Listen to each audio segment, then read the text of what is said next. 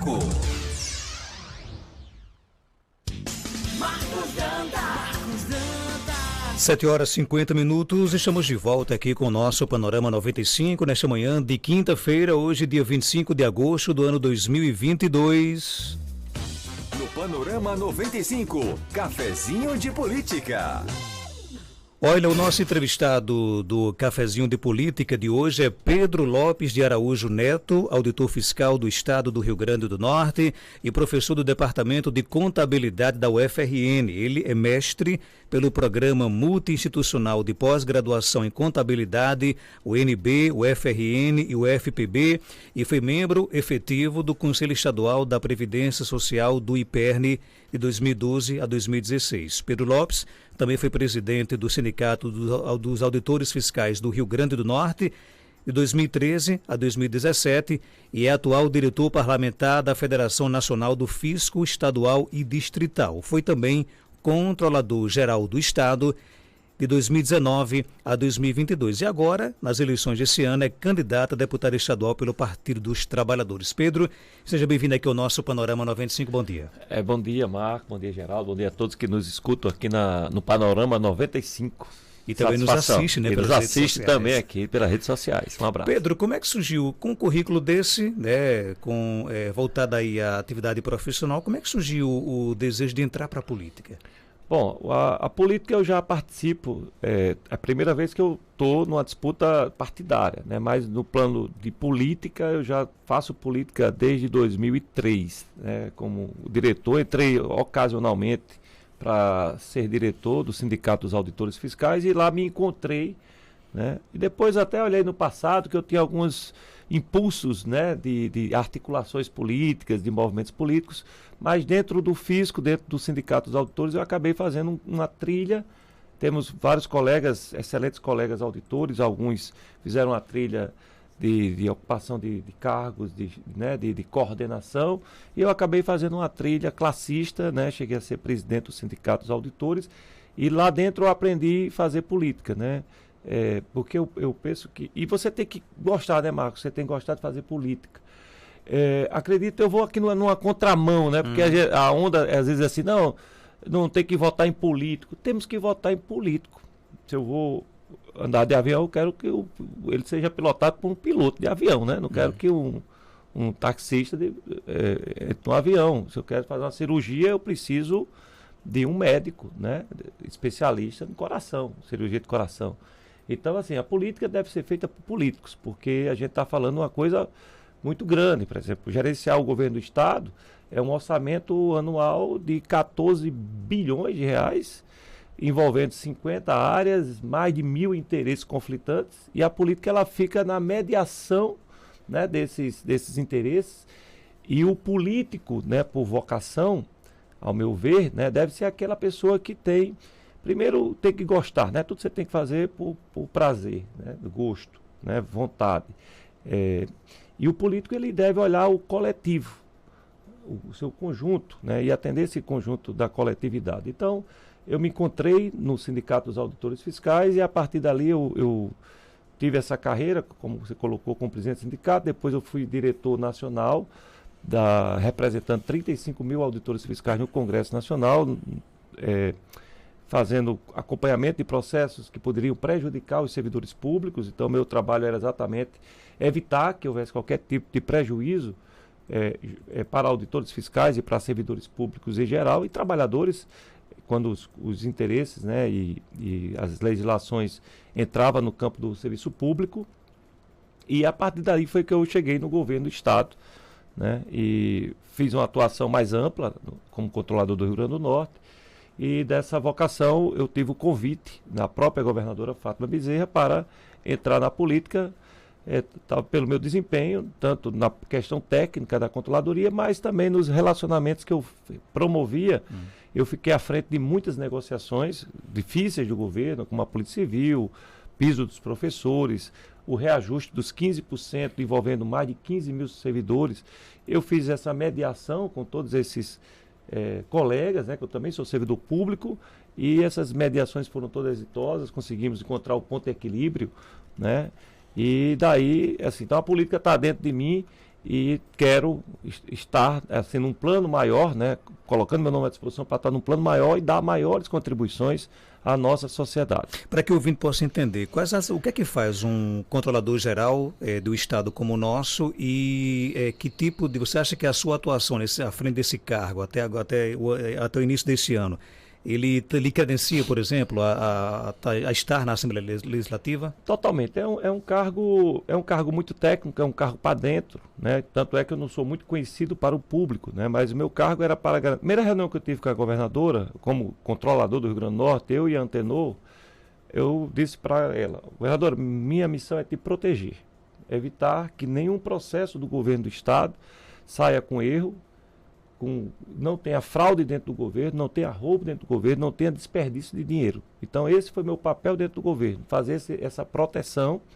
Durante a pandemia, Marcos, a gente atuou em 128 processos de compras na Secretaria de Saúde Pública, por orientação da governadora. Fizemos até uma atuação moderna, assim, à frente do tempo, porque antes o controle, a gente faz o que chama de controle interno, né? Tribunal de Contas, a gente faz a mesma coisa que o Tribunal de Contas, só que o Tribunal de Contas é um órgão de fora que analisa as contas de governo. E a gente atua dentro para não ter problema com o Tribunal de Contas. Evita que o erro aconteça. Evita que o erro aconteça, exatamente. Então, nosso papel disse: o governador vai te proteger, ele vai proteger o seu governo, vamos montar uma equipe aqui para evitar qualquer tipo de problema. E aí eu estou dando só um exemplo aqui da pandemia, né? Então, na pandemia, nós atuamos... quando o processo de compra era aberto, a nossa equipe já fazia o acompanhamento instantâneo do processo, para evitar qualquer tipo de erro, qualquer tipo de desvio, qualquer coisa. Então, quando a gente via que tinha um problema, faltava uma documentação, a legislação exigia uma documentação e o processo não estava bem instruído, a gente já chegava. Tanto é que quando teve a CPI, que foi aberta de forma politiqueira, eu disse no primeiro dia: essa CPI não vai dar em nada. Porque, primeiro, eram 12 processos. Dos 12 processos, 6 processos já tinham sido analisados pelo Tribunal de Contas da União, pelo Tribunal de Contas do Estado e também pela CGU. E a gente já tinha feito atuação, e esses órgãos técnicos, que são ocupados por técnicos de carreira, concursos dificílimos, já tinha dado uma chancela que o governo tinha atuado segundo a legislação. Então, não chegaram um grupo de políticos de oposição querendo denegrir o governo. E eu disse desde o primeiro dia: isso aqui vai para o lixo, isso aqui não vai dar em nada. Por quê? Porque já passou pelo crivo do controle interno. Se tinha algum tipo de problema no processo, uma falta de instrução, alguma coisa, a gente já tinha feito a correção. Todos os contratos foram abaixo do preço de mercado, que a gente usou uma política, Geraldo, em todo o processo, a gente ter, mesmo sendo uma dispensa de licitação, a gente usou a política de dar uma ampla publicização para ter o máximo possível de empresas concorrendo e conseguir o melhor preço para o Estado.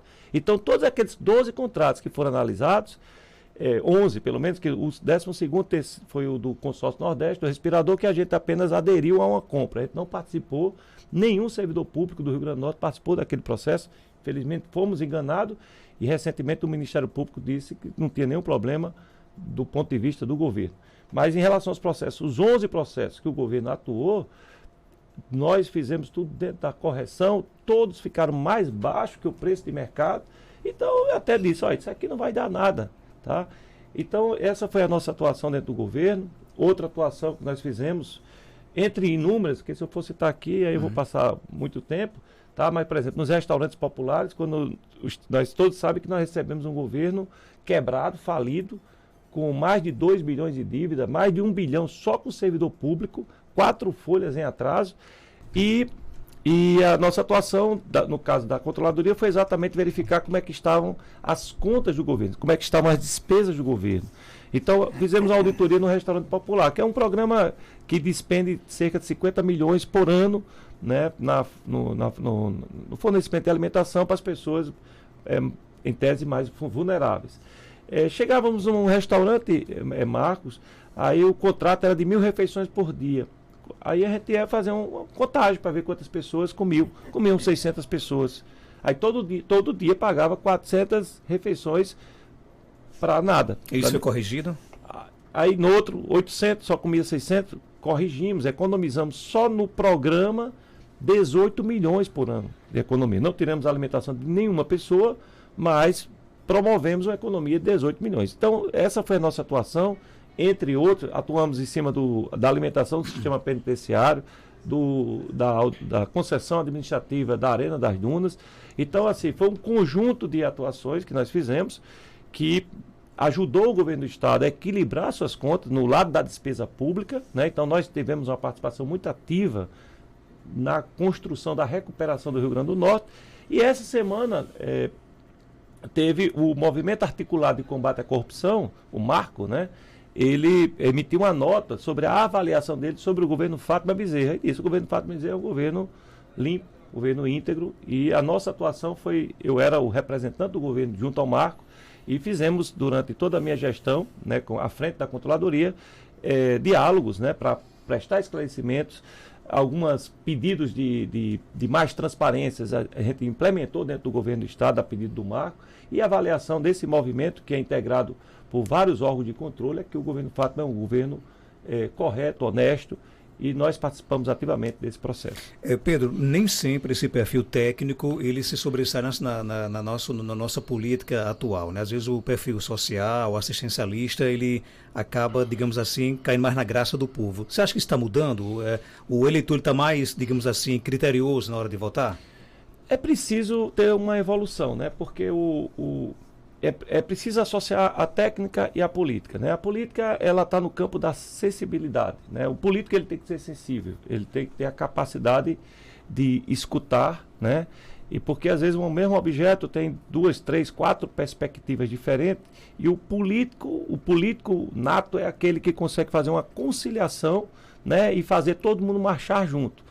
Juntar, tirar um pouquinho do seu interesse, do terceiro e quarto interesse, e achar o interesse comum. O político, ele é a pessoa que faz essa mediação.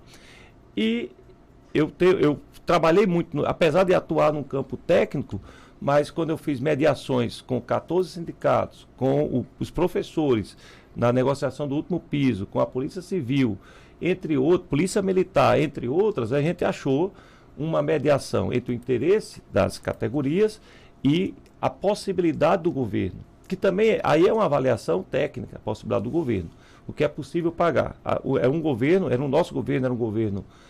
com uma tendência trabalhista, com a sensibilidade trabalhista. A governadora Fátima veio do movimento sindical, eu vim do movimento sindical, mas a gente também tem uma responsabilidade com as finanças do governo. Então a gente buscou sempre a conciliação entre o que era possível do ponto de vista técnico, tá? Especialmente na parte financeira, e o atendimento do interesse das categorias ou dos segmentos, tá? E fazendo a conciliação. Então, acho que o plano ideal é o equilíbrio entre o técnico, né? Termos bons técnicos, mas também o político com a sensibilização de saber escutar e saber encontrar o caminho para poder conduzir a sociedade ou uma categoria, assim que seja.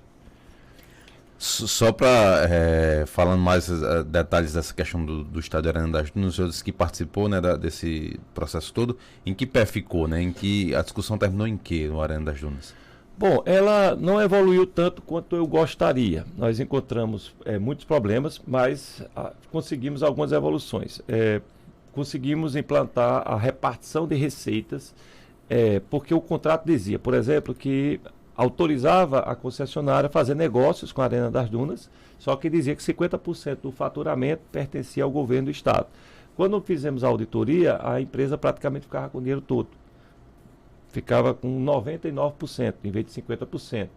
Descobrimos que saiu em 2014 um estranho documento, que depois foi até processado pelo Ministério Público, mudando o conceito contratual de receita, que o contrato dizia 50% da receita líquida, que seria a receita total menos os impostos, levando para um conceito de lucro bruto, que seria a receita líquida menos os custos diretos. Só que na prática a empresa usava o conceito de lucro líquido, e ainda digo mais, ela usava contabilidade criativa, porque algumas despesas que não era para colocar no contrato, ela colocava, e aí ela encontrava o lucro que ela queria e pagava o que ela queria. Então nós fizemos uma atuação em cima rigorosamente do contrato, e diretamente a partir disso nós recuperamos já temos 20 milhões, já botamos 2 milhões no caixa, tem 20 milhões em cobrança pretérita e tem mais uma perspectiva de 40 milhões de entradas futuras, tá? E também estamos renegociando enquanto eu estava no governo, estava havendo uma renegociação no valor da manutenção do contrato,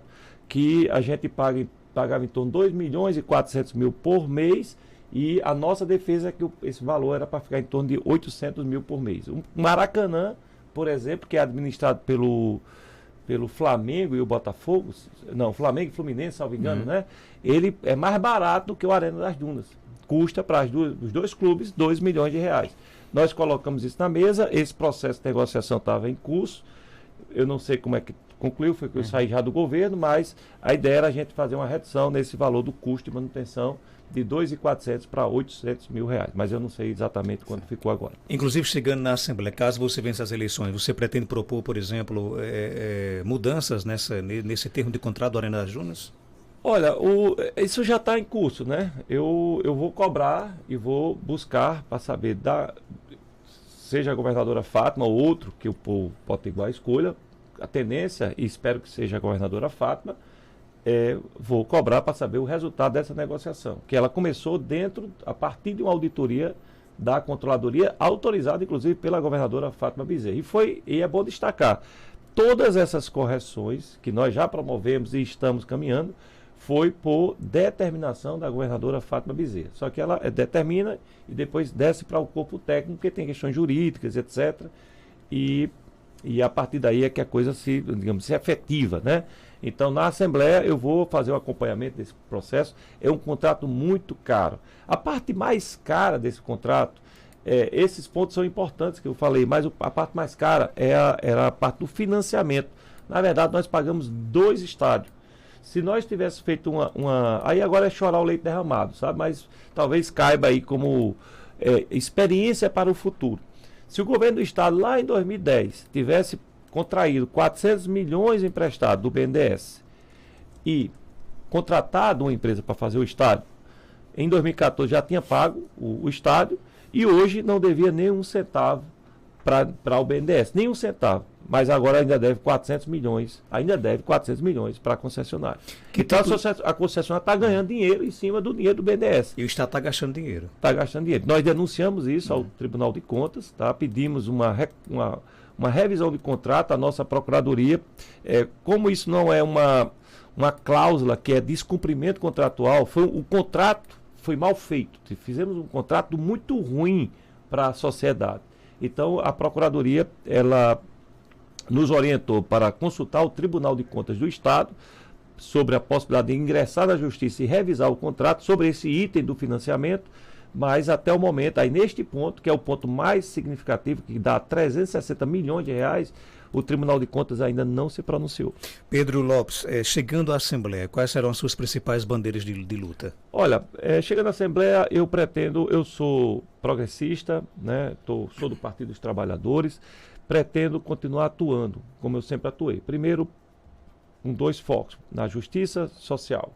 Eu acho que o Estado, é meu conceito de Estado. O Estado, ele deve servir à sociedade, especialmente aquelas pessoas que menos precisam, as pessoas mais vulneráveis, tá?